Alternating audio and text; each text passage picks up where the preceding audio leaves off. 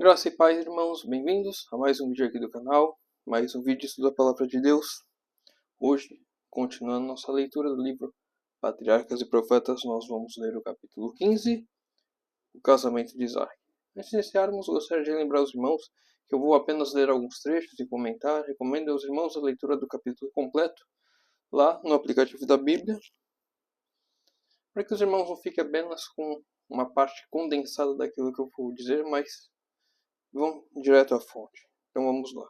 Patriarcas e Profetas, capítulo 15, o casamento de Isaac. O patriarca receou o efeito das influências corruptoras que rodeavam seu filho. A fé habitual de Abraão em Deus e sua submissão à vontade dele refletiam-se no caráter de Isaac, mas as afeições do jovem eram fortes e ele era de uma disposição gentil e dócil. Unindo-se a alguém que não temesse a Deus, ele estaria em perigo de sacrificar os princípios por amor à harmonia. No espírito de Abraão, a escolha de uma esposa para seu filho era assunto de muita importância. Estava desejoso de que ele casasse com uma que não o afastasse de Deus.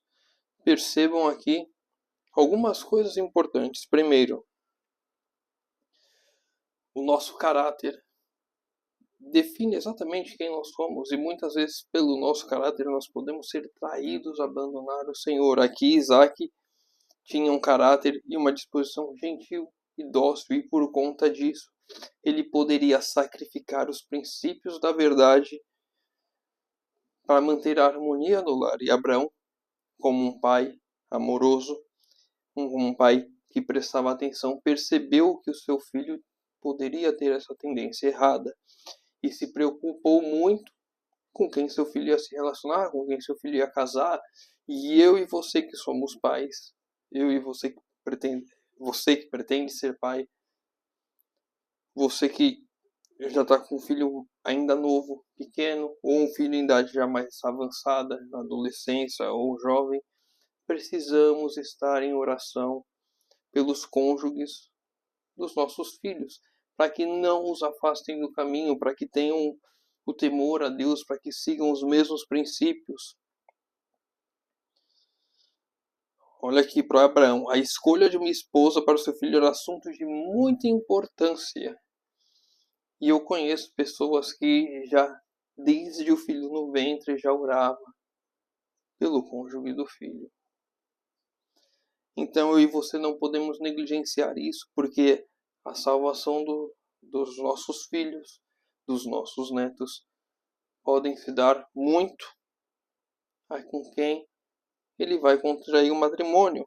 E um outro ponto importante, não só para os pais, mas para os filhos também, olhar com quem estamos nos relacionando, para saber se é ou não uma pessoa que pode colocar em perigo os princípios nossos, dos nossos futuros filhos, daqueles que vão casar. Precisamos estar extremamente atentos a todos os detalhes e sempre pedindo orientação de Deus. Nos tempos antigos, os contratos de casamento eram geralmente feitos pelos pais, e este era o costume entre os que adoravam a Deus. De ninguém se exigia casar com aquele a quem não podia amar. Mas, na concessão de suas afeições, o jovem era guiado pelo discernimento de seus pais, experientes e tementes a Deus. Era considerado uma desonra para os pais e mesmo crime seguir caminho contrário a este. Os pais, guiados por Deus, escolhiam pessoas que sabiam que seus filhos poderiam amar e que iriam manter o princípio. Assim, eu e você, como pais, jovens, devemos prestar atenção nesses aspectos. A pessoa com quem eu estou me relacionando é uma pessoa temente a Deus, como que ela trata os pais dela, assim ela vai me tratar.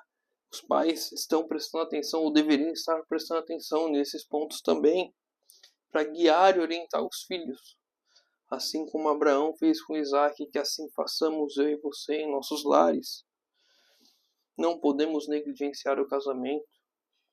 É uma etapa extremamente importante na vida de alguém. E casar com a pessoa errada pode ser uma tragédia para o casal, para os pais do casal, para os filhos do casal. Tudo isso está em jogo ao contrair uma relação tão importante. Abraão tinha notado o resultado dos casamentos mistos entre aqueles que temiam a Deus e os que não o temiam. Desde os dias de Caim até o seu tempo, as consequências de seu próprio casamento com Agar e das alianças matrimoniais de Ismael e de Ló estavam perante ele. Da falta de fé por parte de Abraão e Sara tinha resultado o nascimento de Ismael, mistura da semente justa com a ímpia. Então nós vemos aqui que o jugo desigual está presente na humanidade desde a queda, praticamente, com Caim, quando os filhos do homem se casaram com os filhos de Deus, as filhas dos homens com os filhos de Deus, enfim. Nós vemos lá em Gênesis tudo isso como degenerou a humanidade até o dilúvio. E aí nós temos o exemplo de Abraão com Agar. E nós vamos ver outros exemplos na Bíblia também. Abraão viu até aquele ponto quão terrível era o jugo desigual. E ele não queria isso para o seu filho. Ele via ao seu redor aqueles que temiam a Deus se relacionando com aqueles que não temiam a Deus e vendo a ruína cada vez mais presente na vida daqueles que, em hora, estavam andando nos caminhos do Senhor. Eu e você não podemos negligenciar esses pontos quando vamos para quem está procurando um cônjuge. Não pode negligenciar esse ponto. Não pode o justo ter relacionamento com o injusto, o ímpio. Não vai aceitar, não vai compreender e vai causar ruptura em um relacionamento. Não vai ter harmonia. Como é que vai ser os filhos desse casal? Vão ser criados como ímpios, como justos? Vão ver os dois exemplos? Vão escolher por livre, espontânea vontade? Precisamos pensar em tudo isso.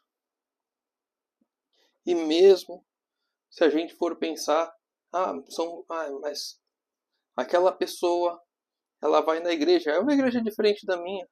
Vai haver a desunião, vai haver atritos que não deveriam haver no lar. Aquela pessoa não guarda o sábado. Aquela pessoa come alimentos impuros. Não vai haver esse entendimento, vai haver discordância. E isso vai levar a brigas e vai levar à ruína de duas pessoas.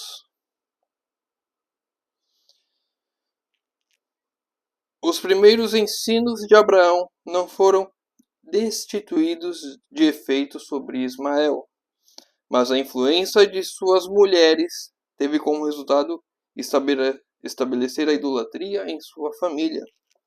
Separado do pai e amargurado pela contenda e discórdia de um lar, destituído do amor e temor de Deus, Ismael foi compelido a escolher a vida selvagem e pilhante de chefe do deserto, sendo sua mão contra todos e a mão de todos contra ele. Percebam que a vida de Ismael não foi uma vida fácil. Primeiro filho de Abraão com Agar. Porque viveu em um lar desfeito por conta de um relacionamento de um justo com um ímpio. E assim pode ser o meu e o seu lar se nós tomarmos essa decisão de tentar unir o justo com o injusto. E você temos que evitar isso ao máximo para que os nossos filhos não sofram. A esposa de Ló foi mulher egoísta e religiosa. E sua influência exerceu-se no sentido de separar de Abraão, o seu marido, a não ter sido causa dela, Ló não teria permanecido em Sodoma privado do conselho do patriarca sábio e temente a Deus. A influência de sua esposa e as relações entretidas naquela ímpia cidade tê-lo-iam levado a apostatar de Deus. Se não tivesse sido a instrução fiel que cedo recebera de Abraão, o casamento de Ló e sua escolha de Sodoma como residência foram os primeiros elos em uma cadeia de acontecimentos repletos de males para o mundo durante muitas gerações. Percebam, Ló não se perdeu por conta dos ensinos de Abraão em sua juventude, que ensinou o temor a Deus. Mas ele quase se perdeu por conta de um relacionamento com ímpio, por conta de viver numa cidade ímpia, e não conseguiu salvar sua casa. Mal conseguiu se salvar. Se os anjos não o tomassem pela mão, teria se perdido. A felicidade e prosperidade da relação matrimonial depende da unidade dos cônjuges. Felicidade e prosperidade de um casal depende da unidade de ambos. Mas entre o crente e o incrédulo há uma diferença radical de gostos, inclinações e propósitos. Se você está se relacionando com alguém que não tem os mesmos gostos, inclinações e propósitos, porque a fé é diferente, ou porque um não tem fé, vai haver discordância, vai haver um afastamento da verdade. Estão a servir dois senhores, um mesmo lar, servindo dois senhores, porque cada um acredita em uma coisa, entre os quais não pode haver concórdia, por mais puros e corretos que sejam os princípios de um. A influência de um companheiro ou companheira incrédula terá uma tendência de afastar de Deus. Então, quando nós nos relacionamos com alguém que não tem os mesmos princípios, não tem a mesma base, a tendência é que aquele puro, que buscava o Senhor em um determinado momento, comece a se afastar gradativamente devido à influência corruptora daquela pessoa que está ao seu lado. A pessoa que entrou para a relação matrimonial quando ainda não convertida coloca-se pela sua conversão sobre uma obrigação maior de ser fiel ao consorte.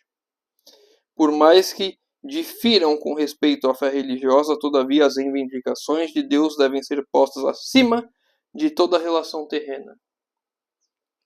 Mesmo que provas e perseguições possam ser o resultado, com espírito de amor e mansidão, essa fidelidade pode ter influência no sentido de ganhar o descrente. É diferente de quando eu e você éramos incrédulos, nos casamos e agora nos convertemos e o nosso cônjuge não. Aí nós temos obrigação moral de continuar ali firmes, orando e mostrando o testemunho de uma conversão para ser uma bênção na vida do outro. Mas o casamento de cristãos com ímpios é proibido na Bíblia. A instrução do Senhor é: não vos prendais em um jugo desigual com os infiéis. Uma coisa é quando eu não conhecia, e aí, por algum acaso, me casei com alguém que também não conhecia. Outra coisa é eu conhecendo, me coloco num jugo desigual por escolha minha. Que contraste entre o procedimento de Isaac e o que é praticado pelos jovens de nossos tempos, mesmo com os professos cristãos. Os jovens, muito frequentemente, acham que a entrega de suas afeições é uma questão na qual o eu apenas deveria ser consultado. Questão essa que nem Deus, nem os pais de qualquer modo deveriam dirigir. Os jovens, hoje em dia, com uma cabeça normalmente de vento, que não conseguem se firmar na palavra, vivem uma vida como cristãos, vão à igreja, mas não têm uma verdadeira conversão no momento de se relacionar com alguém. Se relacionam consultando apenas a si mesmos. O que eu acho, ela é o que eu quero, ele é o que eu quero, e ignoram os princípios bíblicos de consultar os pais e ao próprio Deus. Eu e você devemos tomar muito cuidado com isso, para que eu e você não sejamos esse tipo de pessoa que estamos procurando e estamos negligenciando aquilo que a palavra nos diz. Muito antes de atingirem a idade de homens ou mulheres feitos, julgam-se competentes para fazer sua escolha. Sem o auxílio de seus pais, alguns anos de vida conjugal são usualmente bastantes para mostrar-lhes seu erro, mas muitas vezes demasiado tarde para impedir seu resultado funesco. Normalmente é assim, não só nessa parte, mas nessa parte também. Só percebemos o erro que cometemos quando é tarde demais. Pela mesma falta de prudência e domínio próprio que determinaram a escolha precipitada, dá-se ocasião a que o mal se agrave, até que a relação matrimonial se torne um jugo mortificante. Muitos assim fizeram naufragar sua felicidade nesta vida e sua esperança na vida futura, por conta de um casamento mal feito. A esperança no porvir é completamente destruída, a fé é abalada. Muitas vezes porque não seguiram as orientações do Senhor. Se há um assunto que deve ser cuidadosamente considerado e no qual se deve procurar o conselho de pessoas mais velhas e experientes, é o do casamento. Se a Bíblia já foi necessária como conselheira, se a direção divina em algum tempo deveria ser procurada em oração, é antes de dar um passo que liga pessoas entre si para toda a vida. Os pais nunca devem perder de vista a sua responsabilidade pela felicidade futura de seus filhos. O respeito de Isaac aos conselhos de seu pai foi o resultado do ensino que o habilitou a amar uma vida de obediência. Ao mesmo tempo em que Abraão exigia de seus filhos que respeitasse a autoridade paterna, sua vida diária testificava que essa autoridade não era um domínio egoísta ou arbitrário, mas que se fundava no amor e tinha em vista o bem-estar e felicidade deles.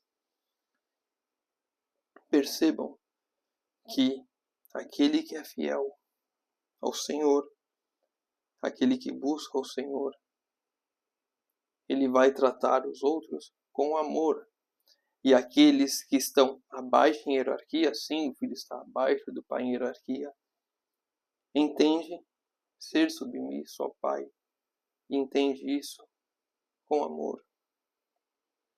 O amor do pai. O pai quer o melhor para o filho. O pai não está sendo egoísta quando ele fala faça isso, não faça aquilo. Mas está buscando e vendo o melhor, vendo o além daquilo que o jovem não consegue ver por não ter a experiência necessária. E ambos guiados por Deus, Pai, e o filho também que aceita, buscando o Senhor, encontram um melhor caminho. Pais e mães devem sentir que se lhes impõe o dever de guiar as afeições dos filhos. Só um ponto, falando disso, dessa questão do arbítrio, do domínio, tem um exemplo totalmente contrário ao de Isaac, que é exatamente o de Sansão.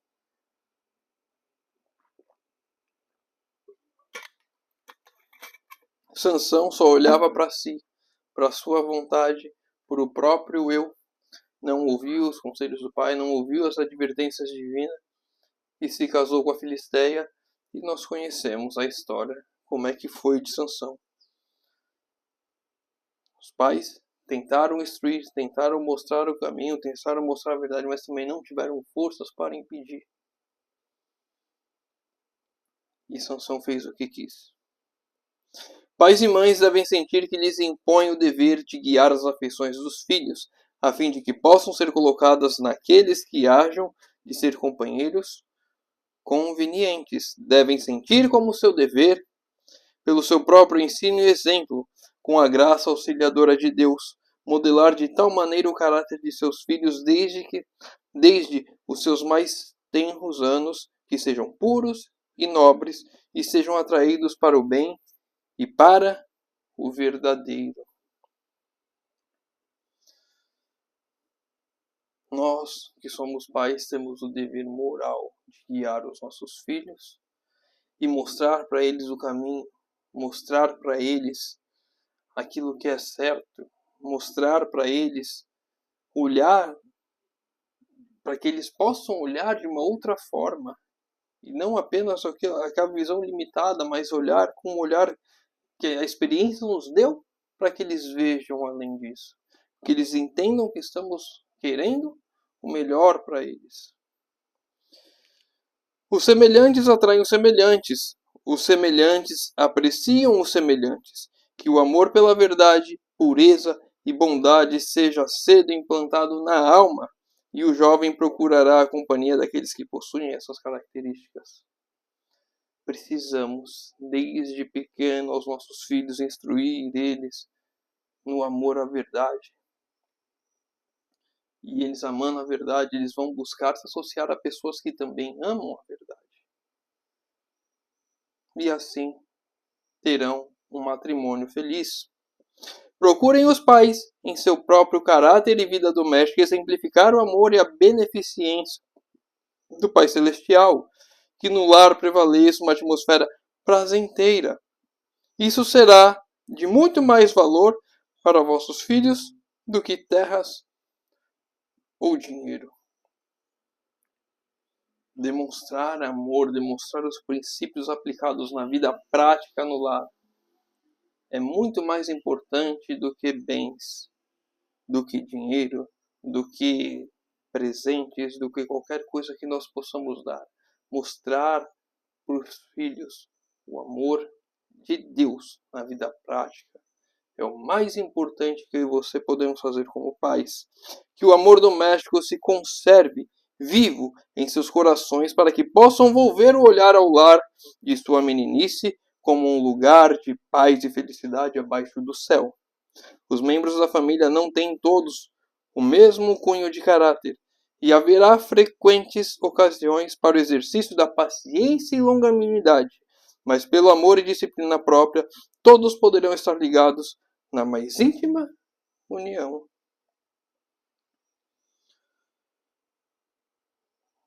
Na nossa vida diária, no nosso lar, é o melhor ambiente para nós colocarmos em prática a paciência e a longanimidade, mostrando a transformação que o Senhor fez em nós e o exemplo para aqueles que estão ao nosso redor no lar, mostrando que o lar é um lugar santo, um lugar de paz, um refúgio desse mundo que está ruindo ao nosso redor. Para a gente encerrar, o último texto.